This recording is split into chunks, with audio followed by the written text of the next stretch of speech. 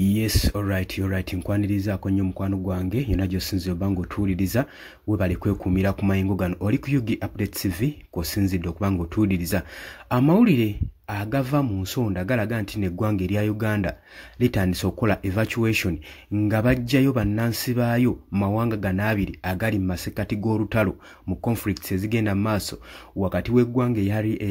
erya Iran sako ne Israel gwe mukwano gwange ali eyo ampuliriza.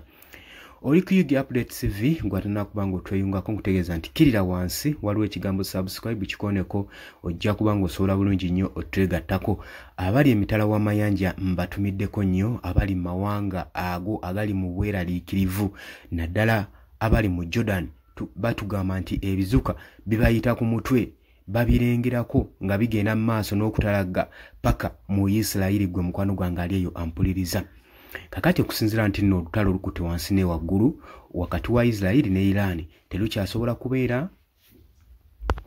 nga lukomekkerezebwa okusinzira ku lipooti eyava mu ggwanga erya Israel bagamba nti nno twakitandise tetukyaddirira wabula tugenda bugenzi mu maaso abulagana amawanga abiri buli muntu agenda mu maaso n'okwewerera munne saako n'okumuwooninga. Jjukira nti nno Bayirani bagenda maaso n'okutagetinga Tel Aviv saako n'ebibuga ebyetooloddewo so nga ne Israel egenda maaso n'okutagetinga Teraham. Kakati okusinzira mawulire agava ewa Brigadier Waiswa Vincent agamba nti nno batandise dde okukola evacuation okujja bannansi baayo aba Uganda mu ggwanga erya Iran era kikakasiddwa nti abasomi ba student 5 abadde kwegamba babuliddwako ewaka ne mu kibira nga basobeddwa mu ggwanga erya Iran basobodde okubeera nga babajjayo wabula tebagenda kubeera nga baleetebwa direct mu Uganda. Okusinziira ku Ministers of Foreign Affairs agamba nti bakwasaganye n'amawanga ge balinamu diplomatic ties nabo ab'omukago omuli Qatar omuli eggwanga Dubai ggwanga kyerirala omuli eggwanga erya Russia amawanga galiraanyeewaawo naye nga gonna gaggwa mu Middle East gasobole okuba nga babayambako okusobola okulaba nga abantu bano ba hostage bano batambuzibwa mirembe wabula amawanga gano gombi agali mu lutalo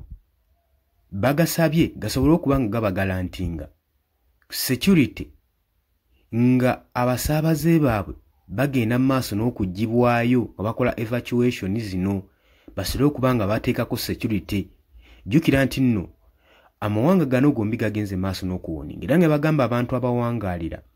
mu bibuga ebyo mu Iran musenguke so nga ne Iran naye egenda maaso n'okuweera nkolokooto nti abawangaalira mu bibuga bya Isirayiri basenguke. Kakati newankubadde obwengula si bulungi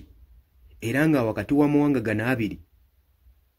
kigambibwa nti airspace zaabwe zandibanga teziri fit mu biseera nga bino kulaba nga zisaabaza abantu naye kino bakikoze olw'okwetangira ebigwa tebiraze essaawa yonna okusinziira ku lipooti ezigenda mu maaso n'okufuluma nga buli ggwanga lyewera. Kati okusinziira ku missiles saako ne drones ezeetalira mu bbanga kino Uganda kyandigibereye ekizibu okugyawo ba hostage abasobeddwa mawanga gano abiri olw'ensonga nti nno olutalo lukyagenda mu maaso kuba bagambye ekiddako mu nnaku ezijja 5 si muntu era bagenze mu maaso n'okulabula tetumanyi kigenda kuba nangeri ki gye banaakikolamu ne tulina okugenda mu maaso n'okusabira baganda baffe abali mu mawanga ago basobole okubeera nga batambuzibwa mirembe kubanga kati America naye awera nkolokooto wadde tannavaayo officially kubanga alangirira nti olutalo agenda ddwenyigiramu naye jjukira Isirayiri munywanyiwe enfanfe abalina okukola ekisoboka osobola okulaba nga balwanirako ow'omukago. Kati embeera wenkugambira nti nno ebintu bizibu nnyo naye katulinde tulabe lipooti tennabakakasibwa ddala oba Minister of Foreign Affairs wa Uganda byayogera bituufu nti basindise obuyambi okukola evacuation mawanga gano abiri bannayuganda basobole okuba nga bataasibwa. oli ku Yugi Updates TV kubadde osinza obanga otuwuliriza